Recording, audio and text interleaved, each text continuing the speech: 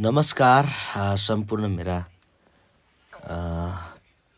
युट्युबका साथीहरूलाई मैले फेरि हिजो कटिङको भिडियो लिएर आएको थिएँ यो सिङ्गापुरी भेस्टको अनि अहिले चाहिँ सिलाइ लिएर आएको छु। तपाईहरूले स्किप नगरेर ध्यानसँग हेर्नुभयो भने सिक्न सक्नुहुन्छ।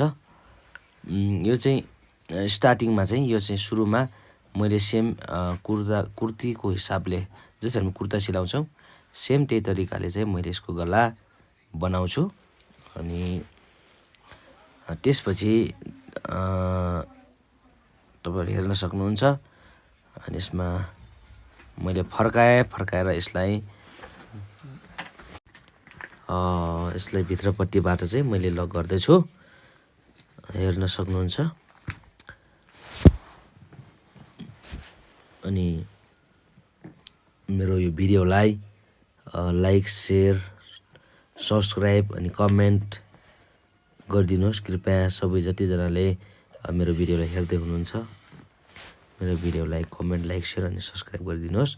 यसको मुनि तलबाट फोल्ड गरेँ किनकि तलबाट एक्स्ट्रा बचेको कपडामा त्यति राम्रो नदेखिने भएको कारणले मैले फोल्ड गरिसकेपछि अब यसमा चाहिँ यसको बोर्डर लगाउँछु है। यसको बोर्डर म लगाउन जाँदैछु। तपाईहरु यस्तै गरी गर्नुहोस्। मैले उल्टोपट्टिबाट चाहिँ लगाएँ यसलाई। अब सुल्टोपट्टि भाँचेर मैले यसको किनारी सिलाउँछु, यसको बिटमा सिलाउँछु। अनि त्यसपछि तल बचेको कपडा काटेर मैले फर्काएँ। एकदम फिनिसिङमा चाहिँ म तपाईहरुलाई सिलाएर यो देखाउँदै छु। र तपाई यस्तै तरिकाले चाहिँ गर्नुभयो भने पक्कै पनि तपाईहरुले सिक्न सक्नुहुन्छ। र मैले अगाडिको साइडको यो बोर्डर हालिसके भने अब मैले चाहिँ गलाको चाहिँ बोर्डर हाल्न जाँदै छु। गलाको भागको बोर्डर चाहिँ यसरी ढिकढिकी लगेर जानुस् अनि तल भी भएको ठाउँमा चाहिँ एकदम मिल्ने हिसाबले भित्र जति तपाई भी घुम्दैन त्यति कपडा चाहिँ तपाईहरुले भित्र त्यसलाई चाहिँ भित्र ढकेल्नुस्। अनि त्यसपछि जब तपाईहरुको भी घुमिसक्यो भने हेर्न सक्नुहुन्छ कपडा। अब यतिमा रोकेर अगाडि तपाईले बनाउनु पर्छ। तपाईले लाइन पनि हेर्नुस्, लाइन पनि मिल्नु पर्छ। यसको माथिबाट तलसम्मको त्यो हुने गरी क्रस गरेर क्रस बनाएर त्यसपछि त्यसलाई राम्रोसँग कुनामा लगेर अनि फेरि यतापट्टि मिलाउनुहोस्। मिलाएर सिलाउनु पर्छ।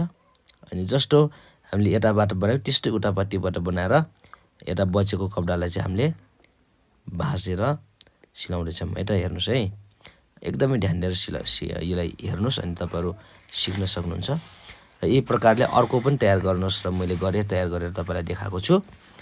र त्यसपछि यसमा सानो पट्टी चाहिँ लिएर मैले यसमा लगाएँ अनि त्यसपछि यसको अर्को पट्टीलाई पनि त्यस लगाउँछु। अब मैले चाहिँ यो पछाडिको गला बनाउन जाँदैछु। पछाडिको गला चाहिँ चुना बनाएर तपाईहरुले चाहिँ बनाउनु पर्ने हुन्छ। त्यो सिम्पल भएको हुनाले मैले त्यसको भिडियो चाहिँ देखाएन, हेर्न सक्नुहुन्छ। अब त्यो गोल चुना हालिसकेपछि मैले अब गलालाई चाहिँ सिलाउँदै छु। अब यसलाई मैले भाँचेर फेरि किनारी हाल्नु पर्ने हुन्छ। अब मैले यसको किनारीबाट चाहिँ सिलाउन जाँदैछु है त साथी हो। मेरो च्यानललाई लाइक शेयर अनि सब्स्क्राइब। अनि तपाईहरुलाई यदि कुनै भिडियो स्पेशली तपाईहरुलाई आवश्यक छ भने मेसिन रिपेयर सम्बन्धी हुन सक्छ अथवा यो सिलाइ सम्बन्धीको होस्, तपाईलाई म यो भिडियो कमेन्ट गर्नुस् र म तपाईहरुलाई त्यो भिडियो उपलब्ध गराउने छु। र अब मैले यसको पनि बाहिर बचेको कपडालाई अब मैले भाँचेर सिलाएँ। तपाईहरु एकदम ध्यान दिएर स्किप नगर्नुस् कृपया भिडियोलाई। त्यसपछि तपाईले राम्रोसँग चाहिँ यो भिडियो हेरेर आफ्नो सिप लिन सक्नुहुन्छ। अनि अब मैले यसको चाहिँ माथि कुम जोड्न जाँदैछु साथी है। अब मैले कुम जोड्छु। यसको अर्को तरिकाले पनि हुन्छ तर मैले अहिले यसै गरेर मैले सिलाएँ यसलाई। यो सानो नानीको हो। अनि त्यसपछि मैले यसलाई मिलाएर अब मैले यहाँबाट चाहिँ यसको छातीको नाप लिएर मैले कोरिसकेको थिएँ। अनि त्यसपछि तलबाट 2.5 इन्ची राखेर कटको भाग 2.5 इन्ची राख्नुहोस्। त्यसपछि सिलाउनुहोस्। अब तलबाट कट बनाउनुहोस्, त्यसलाई फर्काएर कटको ठाउँमा सिलाउनुहोस्। अनि अर्को पनि त्यस्तै गरी बनाउनुहोस्। अनि त्यो मैले बनाएको हेरेर। अनि त्यसपछि अब चाहिँ बाउला बनाउन जाँदैछु।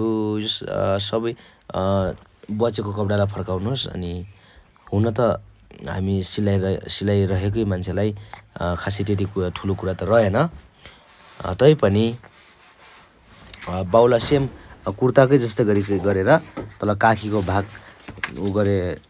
नापेर त्यसपछि त्यही हिसाबले तपाईँहरूले चाहिँ गर्नुपर्ने हुन्छ। त्यसपछि चाहिँ हाम्रो बाउला जोड्नलाई सजिलो हुन्छ। र